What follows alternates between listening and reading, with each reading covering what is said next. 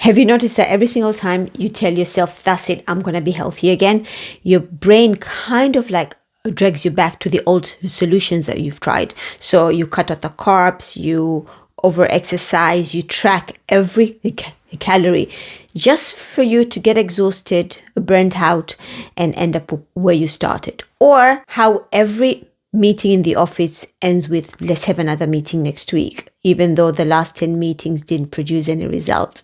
See, this is not a you problem. This is not a willpower problem or determination problem. This is a brain problem. There's a name for this mental autopilot where we somehow revert to old solutions by default, even though these solutions didn't provide any results. This is called the Einstellung effect. Let's talk about it. The Einstellung effect, and I'm pretty sure I'm butchering this name, so I do apologize. This is when our brain has only one way of solving a problem, and that way becomes a default, even when there are other ways that would provide a better solutions, right? Researchers, as an example, they found that when people were given complex puzzles to solve, they used a complicated method to solve the puzzles, and they used that method every single time. And later on, even when they were given simpler puzzles, they couldn't see a solution to it. They always reverted back to the complicated way of solving puzzles. So our brain tends to be biased to the solutions that we are used to. And every time we have that problem, it will always revert to what we've tried before, even if there are better solutions that could solve the same problem. So how does this effect play into our everyday lives as far as health and fitness is concerned, right? You see people go on diets. Someone wants to lose weight. They're going to go on a restrictive diet, let's say. They hate it, right? They're cutting out the foods that they love. They're miserable. They're exercising 7 days a week. They're exhausted.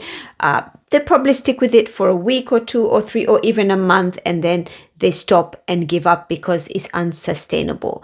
And then 6 months later, they want to lose weight again. Guess what they do? They revert back to the same old diet that didn't work. And we see this all the time. And this is how we see people staying in cycles, never-ending cycles of starting and stopping and starting and stopping, because every single time they want to achieve a result, example, losing weight, they automatically default to the strategies that they've tried before without even being open to other ways of achieving the same results in a way that they can actually sustain and stick with. Another thing that I see a lot in my health and fitness space is, this idea of, for me to be healthy, I need to be able to exercise for an hour every single day, right? And then let's say someone gets busy and they can't get the hour in, they don't exercise at all because they didn't have the hour.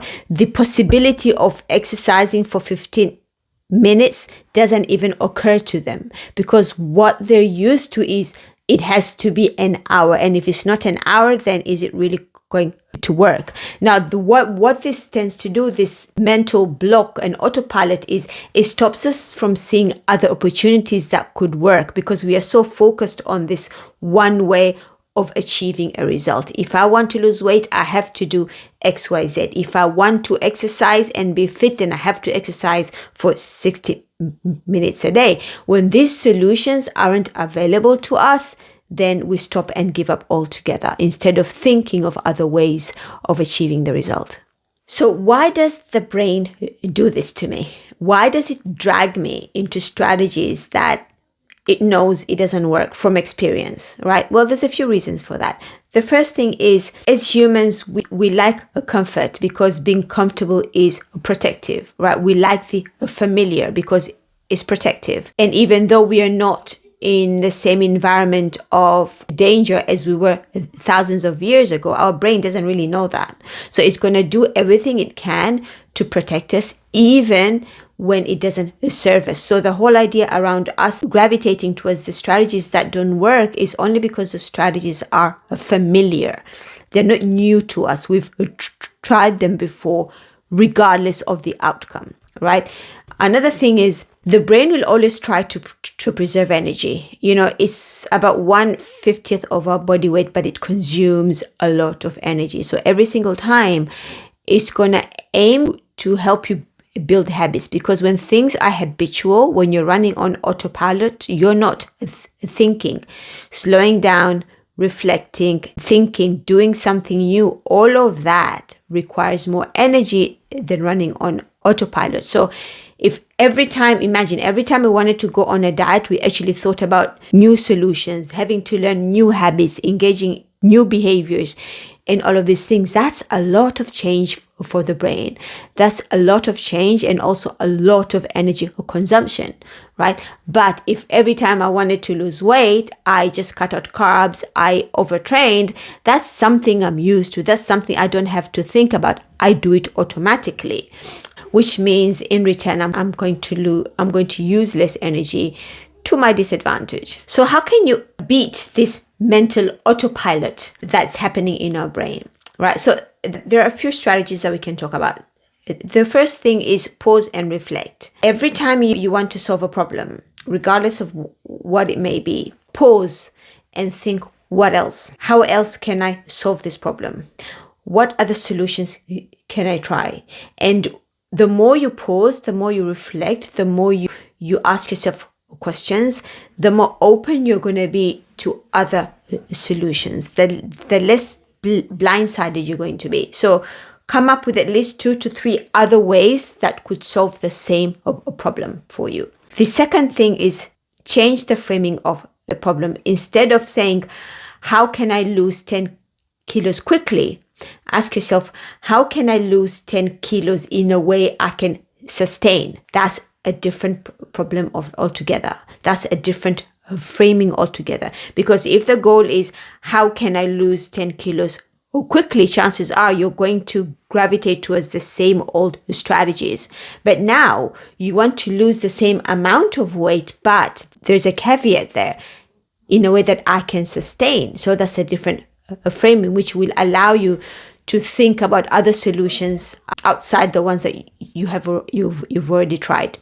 The third thing I would say is a pattern breaking. Sometimes, have you ever had situations where you're thinking about the problem really hard and you can't think about the solution, right?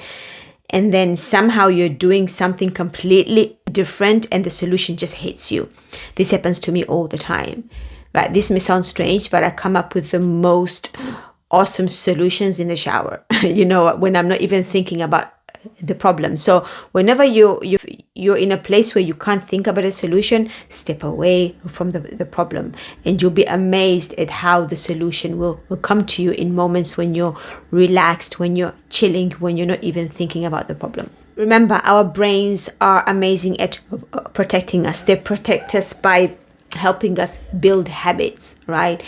And you gravitating towards a specific solution is a habit. It's what you're used to. It's what you do. It's what's familiar, even if it doesn't get you results. So what you really want to do is step back and, like I said, pause, reframe the problem, and think.